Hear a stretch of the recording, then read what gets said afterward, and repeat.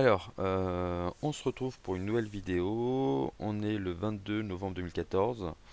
Là, je me suis concentré, donc c'est sur cette première vidéo, c'est sur le championnat allemand. Il y a des choses que je ne comprends pas forcément sur les cotes qui sont établies. On va voir ça de suite. Mais bon, pour moi, il y a de l'intérêt, c'est intéressant. Il y a une expérience positive, selon moi. Il y a quelque chose qui est intéressant. Donc, ben, je vais le tenter, on va voir et voilà. Alors, le premier match concernait le Bayern de Munich. On va se mettre là. Le Bayern de Munich face à Hoffenheim. Pour moi, par rapport au dernier match, par rapport aux statistiques, on va déjà commencer par ça. Le Bayern de Munich va gagner clairement. Sur les matchs directs, le Bayern de Munich n'a jamais perdu face à Hoffenheim.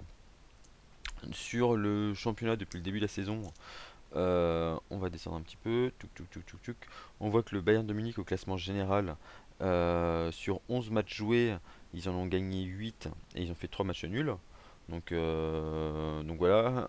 Par rapport à en phase 2, ils ont une équipe, Offenheim, qui a joué 5 matchs à l'extérieur, qui en a gagné un, fait 3 matchs nuls et qui en a perdu un autre.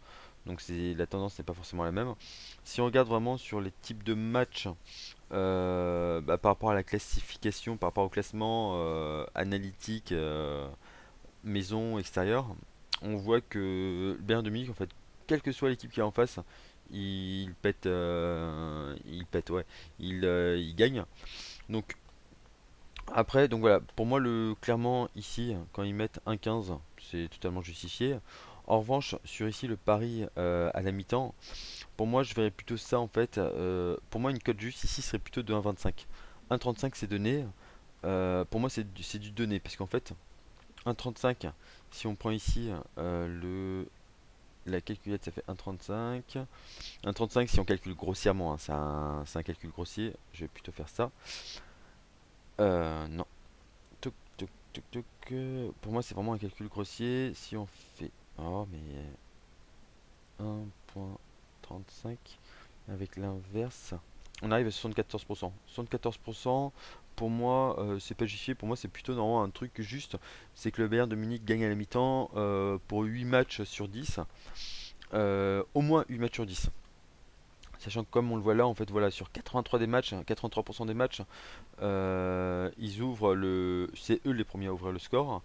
Et d'autant plus que sur 5 matchs sur 6, c'est eux qui ont marqué en première mi-temps et c'est eux qui gagnaient à la mi-temps.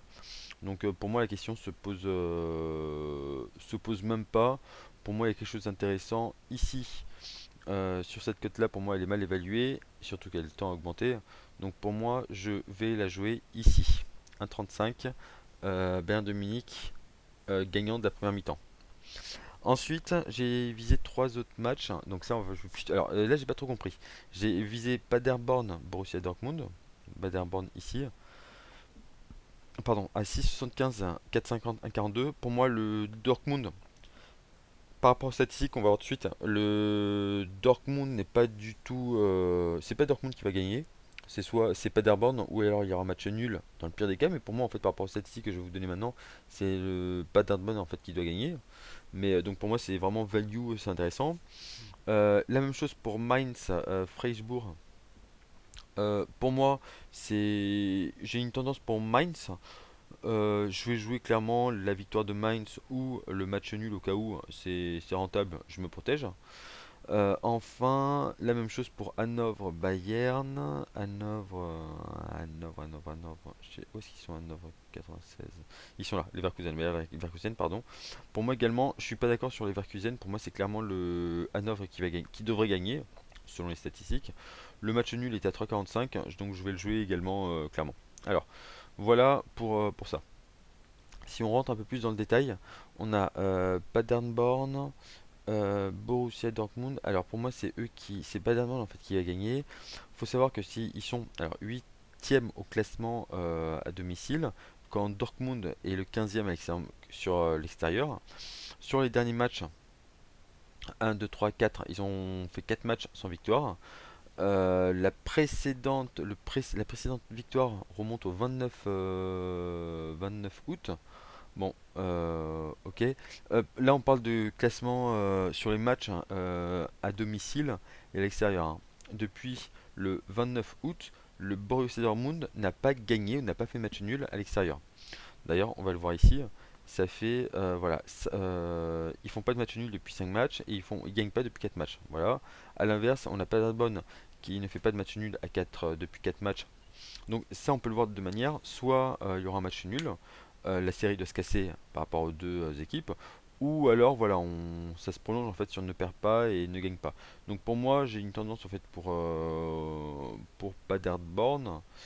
Moi pour moi voilà, j'ai une préférence pour Paderborn. Là au nombre de buts, on voit que même si le Borussia Dortmund marque plus de buts en fait dans les 15 premières minutes, il s'en encaisse également beaucoup plus à la fin du match. Et à contrario, en fait, c'est là où Paderborn est le plus fort.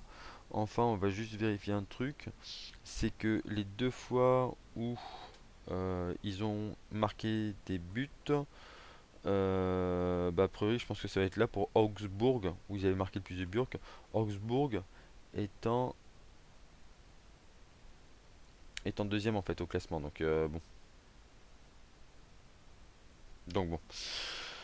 Et le match de Augsbourg, il date de quand? Ah non, mais voilà, il date en fait du mois de d'août. Donc pour moi, ouais, non, c'est quelque chose qui est déjà trop vieux. Voilà, ils vont. Pour moi, donc voilà, c'est ici le Paderborn Dortmund. Le Paderborn ici, c'est vraiment value le un ou le N. Pour moi, il est value. On verra après le résultat, mais c'est value. La même chose pour Mainz, Fribourg. Eux, qu'est-ce qu'ils mettent? Mainz, Fribourg, ils mettent du 2-10, 3-30. Moi, je suis ok d'accord sur Mainz, même s'ils devraient gagner un petit peu plus. Pour moi, ils devraient gagner un peu plus, hein. Par rapport aux statistiques là, que j'ai regardé à l'instant, pour moi, c'est eux qui devraient. Alors, je sais plus ce que j'avais dit, mais c'est eux en fait qui devraient gagner. À défaut, j'avais mis le match nul. Enfin, sur Hanovre 96 et Bayern Leverkusen.